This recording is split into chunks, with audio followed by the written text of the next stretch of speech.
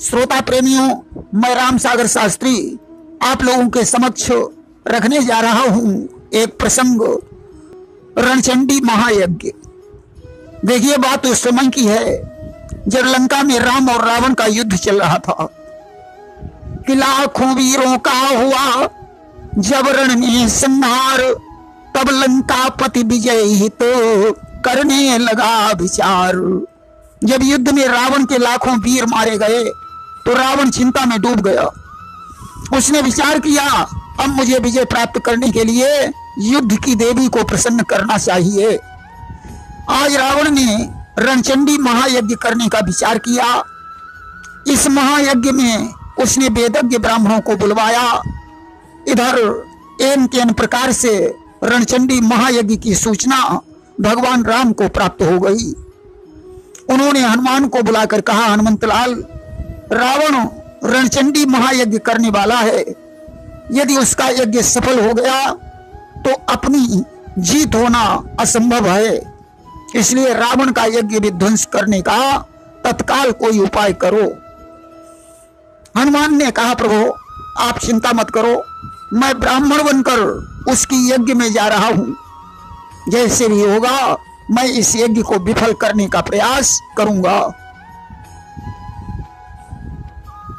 कि रणचंडी यज्ञ कराने को रावण ने ब्राह्मण बुलवाए, विध्वंस यज्ञ करने के हित हनुमान विप्र बनकर आए।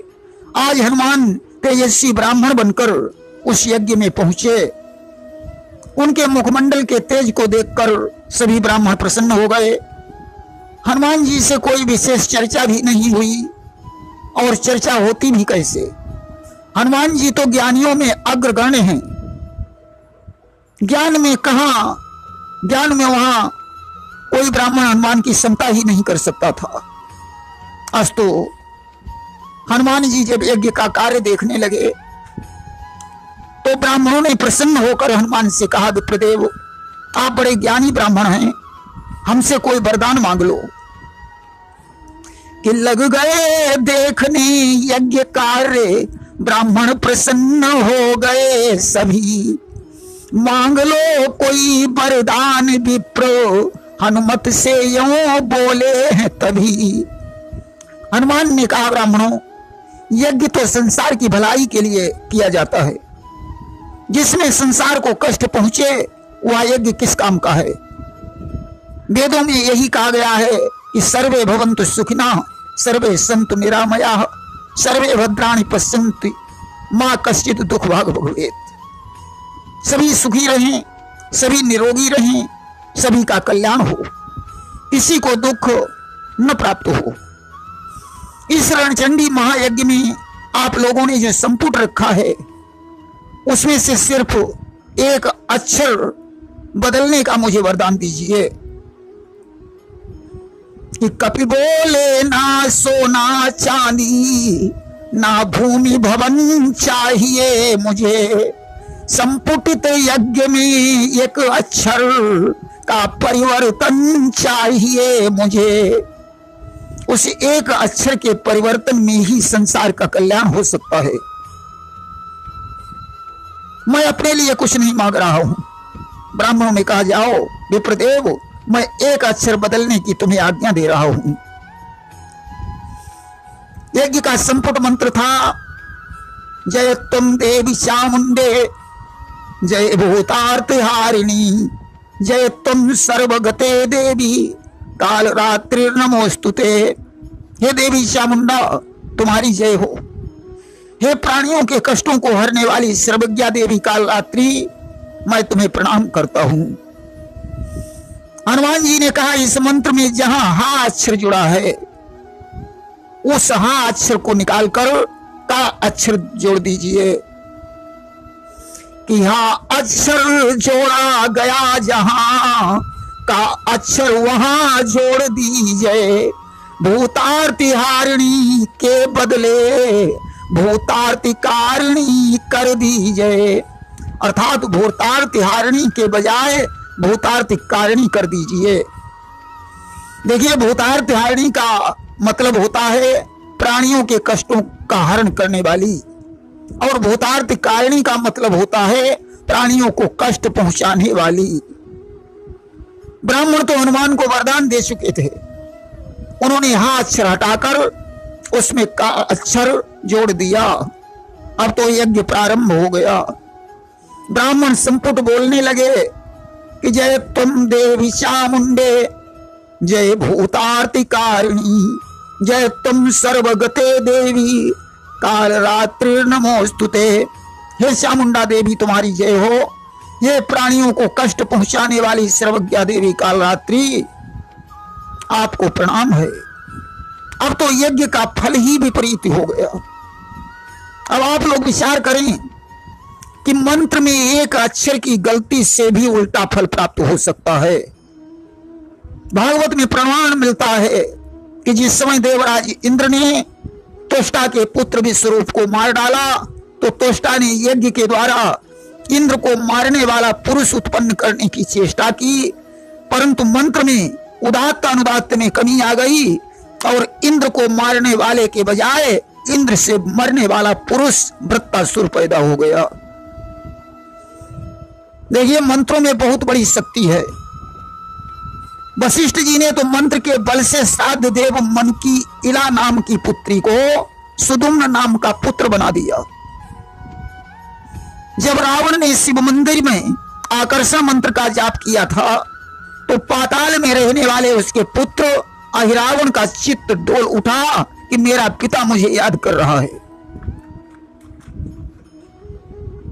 तुलसीदास जी ने लिखा है कि मंत्र महामणि विषय ब्याल के, और मेटत कठिन कुंक भाल के।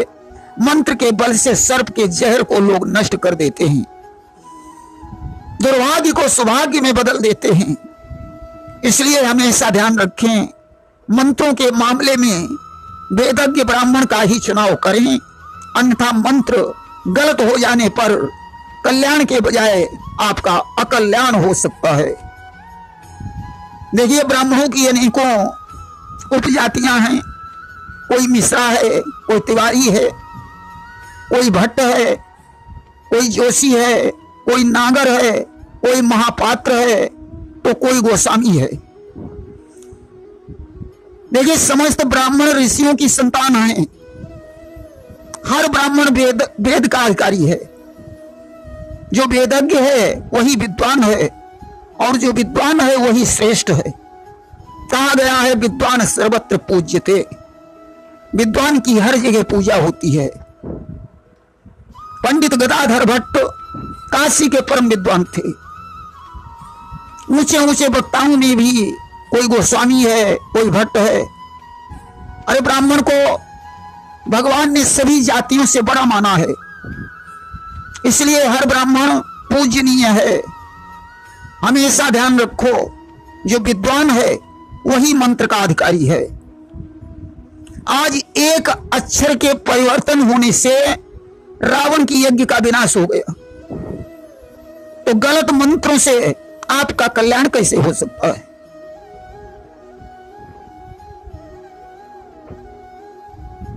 अब तो परिवर्तित अक्षर के द्वारा संपुटित यज्ञ होने लगा। देखिए, ब्राह्मणों ने